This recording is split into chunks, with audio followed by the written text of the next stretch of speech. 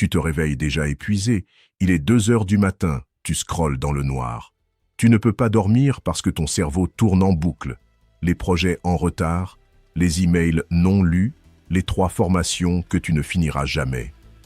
L'abonnement salle de sport que tu n'uses pas. Les amis qui veulent te voir alors que tu n'as même pas envie de te voir toi-même. Demain, tu recommenceras. 6 heures à travailler. Mais au fond, tu sais la vérité. Tu ne feras rien d'important. Alors, tu répondras à 47 emails. Tu assisteras à 3 réunions qui auraient pu être un message. Tu scrolleras LinkedIn en te disant que c'est du networking. Tu es occupé. Mais tu n'avances pas. Parce que personne ne t'a jamais dit cette vérité brutale. 90% de ce que tu fais dans ta vie est inutile. Et ça te draine.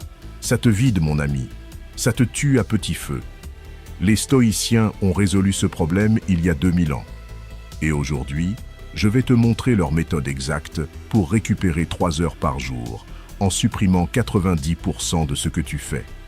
Dans 30 jours, tu auras un seul focus, un seul objectif, et 0 distraction. On t'a menti. Optimise ton temps. Réveille-toi à 5 heures. Sois productif. Alors tu as téléchargé Notion, tu as créé des systèmes, tu as acheté des formations sur la gestion du temps. Résultat, tu fais encore plus de choses. Tu empiles, tu accumules et tu t'enfonces. Parce que le problème n'est pas ton système, c'est ton approche. La productivité ne consiste pas à faire plus, elle consiste à faire moins. Marc Aurèle gérait un empire entier, guerre, complot, conspiration. Et pourtant, dans ses pensées, il écrit « La plupart de ce que nous disons et faisons n'est pas nécessaire. Supprime ces choses et tu auras plus de temps et de tranquillité. » Il ne parlait pas de productivité, il parlait de souveraineté. Tu n'es pas fatigué parce que tu travailles trop. Tu es fatigué parce que tu fais des choses qui ne te concernent pas, des choses que tu ne contrôles pas, des choses qui ne te servent pas. Les stoïciens avaient une arme secrète, le minimalisme existentiel. Tout ce qui entre dans ta vie doit passer un test, une seule question. Est-ce que ça dépend de moi? Et si la réponse est non, tu supprimes. Si la réponse est oui, pose-toi cette deuxième question. Est-ce que ça me rend plus libre ou plus esclave? Si ça t'enchaîne, tu supprimes. Sénèque allait encore plus loin.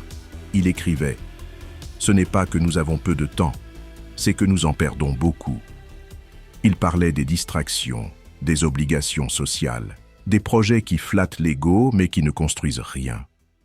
Et voici ce que Sénèque faisait. Chaque mois, il listait tout. Puis, il rayait tout ce qui ne le rendait pas plus libre, plus sage ou plus utile. Il supprimait 90%. Alors voici ce que Sénèque aurait fait à ta place. Il aurait pris une feuille, il aurait tout listé, et il aurait rayé 90%. Parce que la force ne vient pas de ce que tu fais, elle vient de ce que tu refuses de faire. Étape 1. Le test de l'élimination. Jour 1. Prends une feuille et liste tout ce que tu fais dans une semaine. Pas juste le travail, mais vraiment tout.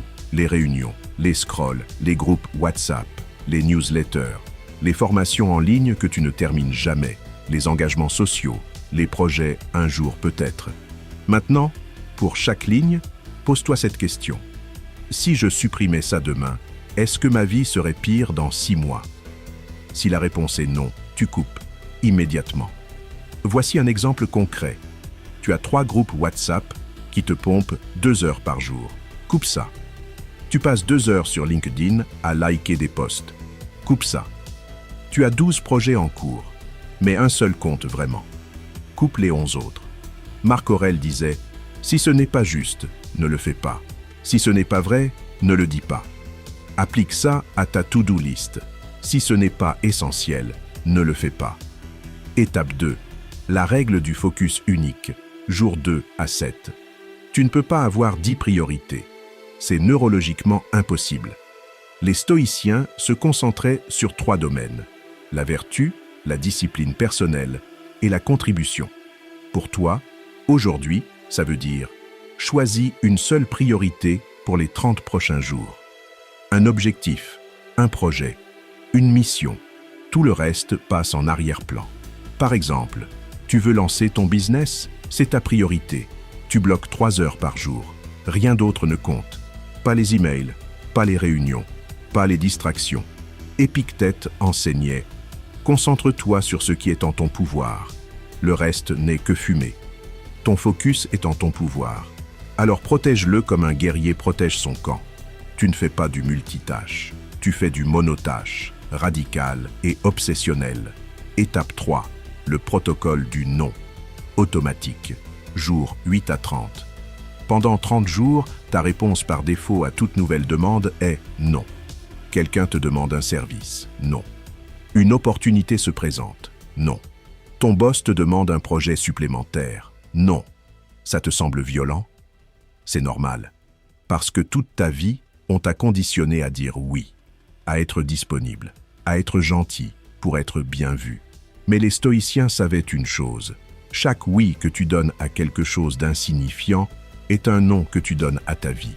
Sénèque refusait des invitations de l'empereur. Marc Aurèle se retirait dans sa tente pour écrire. Épictète vivait avec presque rien. Il protégeait leur attention comme un véritable trésor de guerre. Par exemple, ton collègue te demande de l'aide sur un projet qui n'est pas le tien. Dis-lui simplement « Je suis concentré sur mes priorités, je ne peux pas ». Ton ami veut te voir pour prendre un verre. Tu lui dis « Pas ce mois-ci, on se cale un truc en février ».